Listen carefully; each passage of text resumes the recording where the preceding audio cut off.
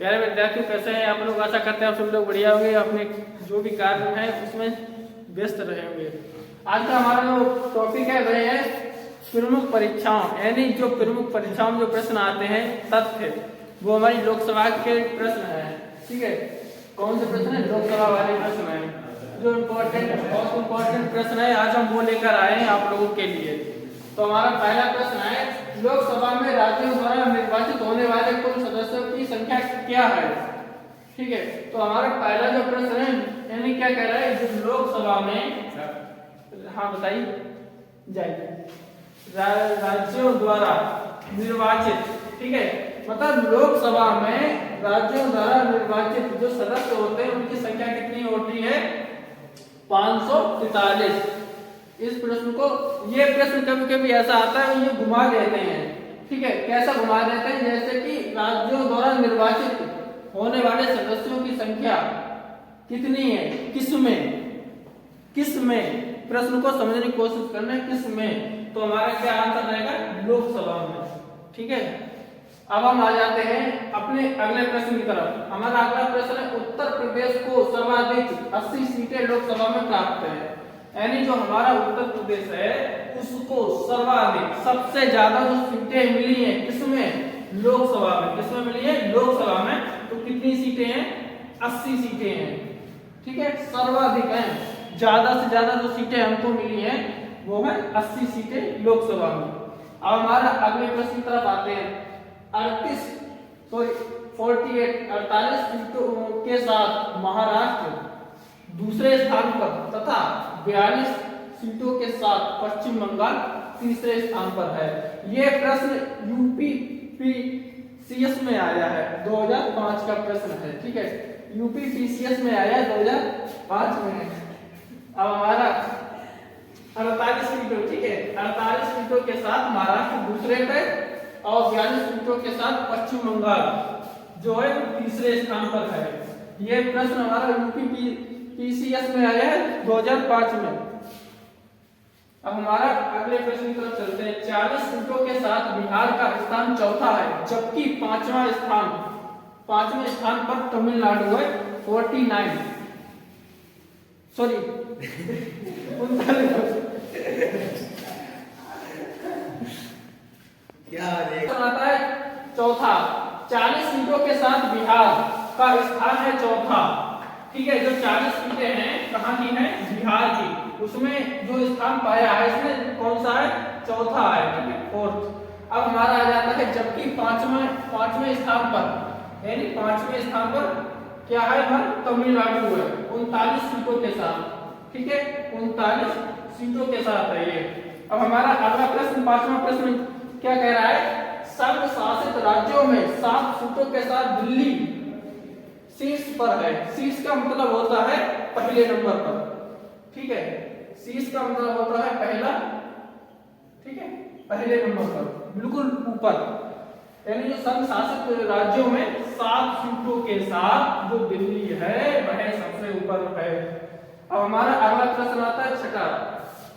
नव संगठित, नव का मतलब होता है नया, राज्यों में तेलंगाना को 17, झारखंड को 14 और छत्तीसगढ़ को 11, उत्तराखंड को 6 सीटें प्राप्त है। कहने का मतलब जो नव का मतलब होता है नया या नए, जो भी कहने जिस हिसाब से हम समझना चाहें उस हिसाब से समझ सकते हैं। ठीक है, अपनी भाषा में बता रहे हैं।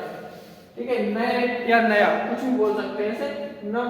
तो इसमें जो राज्य है तेलंगाना है, तेलंगाना को 17, ठीक है, झारखंड को 14 और छत्तीसगढ़ को 11।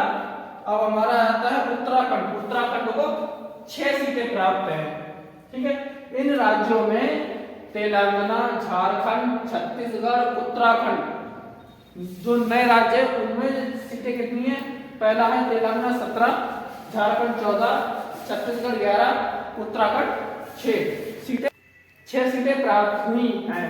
ठीक है, अगला प्रश्न हमारा रहेगा, लोकसभा में अनुसूचित जनजातियों के लिए सर्वाधिक सीटें मध्य प्रदेश में आरक्षित है। लोकसभा में अनुसूचित जनजातियों के लिए अधिकतम 6 सीटें मध्य प्रदेश में आरक्षित हैं। मतलब ये है कि लोकसभा में जो अनुसूचित जनजातियां हैं, ठीक है, उनके लिए जो सीटें हैं वो कितनी है, आरक्षित 6 सीटें हैं। और कौन से देश में है, प्रदेश में, सॉरी, वह है मध्य प्रदेश में आरक्षित है। ये प्रश्न यूपीपीसीएस 97M05 में आ चुका है। अब यहाँ पे 2-3 तरह से ये प्रश्न बनता है। अब जैसे कि लोकसभा में अनुसूचित जातियों के लिए सर्वाधिक सीटें किस प्रदेश में है, पहला प्रश्न यहाँ से बनेगा। तो हमारा इसका जो आंसर रहेगा वो विकल्पीय में तो रहेगा मध्य प्रदेश, ठीक है। और एक प्रश्न ऐसे भी बन जाता है कि जैसे मध्य प्रदेश में किन जनजातियों, किन अनुसूचित जनजातियों के लिए सीटें लोकसभा में है या राज्यसभा में है। तो हमारा जो प्रश्न सॉरी आंसर रहेगा तो हमारा लोकसभा रहेगा। अब हमारे 8वें प्रश्न की तरफ चलते हैं। अनुसूचित जनजातियों के लिए लोकसभा में सीटों का आरक्षण कुल 18 राज्यों में है। यानी जो हमारी अनुसूचित जनजातियां हैं उनके लिए लोकसभा में सीटों का जो आरक्षण है, यानी जो टोटल आरक्षण है राज्यों में, टोटल मतलब, ठीक है, सभी राज्यों में वो कितना है, कुल 18 सीटें हैं। मात्र कितनी सीटें हैं, कुल 18 सीटें राज्य में है। अब हमारा अगला प्रश्न आता है वर्ष 2008 में हुए परिसीमन के पश्चात उत्तर प्रदेश में जनसंख्या के आधार पर सबसे बड़ा लोकसभा संसदीय क्षेत्र उन्नाव है। कौन सा है, उन्नाव है। कौन सा क्षेत्र है, लोकसभा संसदीय क्षेत्र, ठीक है, सबसे बड़ा है 2000 में से 2008 में परिसीमन के पश्चात, ठीक है, जहां पे लगभग 19 लाख निर्वाचक है। कितने निर्वाचक है, 19 लाख। और कौन सी जगह है, लोकसभा संसदीय क्षेत्र से उन्नाव, ठीक है। अब हमारा अगला प्रश्न आता है 10वां। वर्तमान लोकसभा निर्वाचन हेतु किस सदस्य द्वारा व्यय की अधिकतम सीमा 70 लाख रुपए है और विधानसभा हेतु यह सीमा 28 लाख। यानी जो विधानसभा है उसको व्यय करने के लिए, यानी विधानसभा में कितनी सीमा है, सिर्फ 28 लाख। व्यय का मतलब होता है, व्यय का मतलब क्या होता है बच्चों, खर्च करना, ठीक है। अब हमारा जो लोकसभा निर्वाचन है वो यहाँ पे कितना पैसा व्यय कर सकते हैं, वो कर सकते हैं, उनकी सीमा है 70 लाख तक। मेरे प्यारे विद्यार्थियों, हम वैसे संविधान पे अनुच्छेद की वीडियो बनाते हैं। अब हम आज से जो हमारे लिए सबसे महत्वपूर्ण प्रश्न होंगे, सबसे ज्यादा, जो कि मेरे प्यारे विद्यार्थियों वैसे ज्यादातर हम अनुच्छेद को लेकर चलते हैं, लेकिन आज से हमने सोचा है कि आप लोगों के लिए कुछ नया करें, जो कि हम आज नया ही कर रहे हैं। जैसे जो हमारी प्रमुख परीक्षाओं में जो प्रश्न आते हैं संविधान से संबंधित, जैसे लोकसभा में पढ़ा रहे हैं इस टाइम, ठीक है, और कल इसकी हमने वीडियो भी डाल रखी है, पड़ी हुई हमारे YouTube channel STTV Shivam sir पर। तो हमारे आज के हमने जो 10 प्रश्न लिए हैं, जो सबसे ज्यादा महत्वपूर्ण प्रश्न है, जो कि हमारे मतलब टॉप एग्जाम में आते हैं। तो मेरे प्यारे विद्यार्थी, बस आपसे इतना ही कहना है कि हमारी वीडियो को देखें, लाइक करें, शेयर करें, कमेंट करें, और हमारे जो चैनल पे नए हैं वो सब्सक्राइब करें।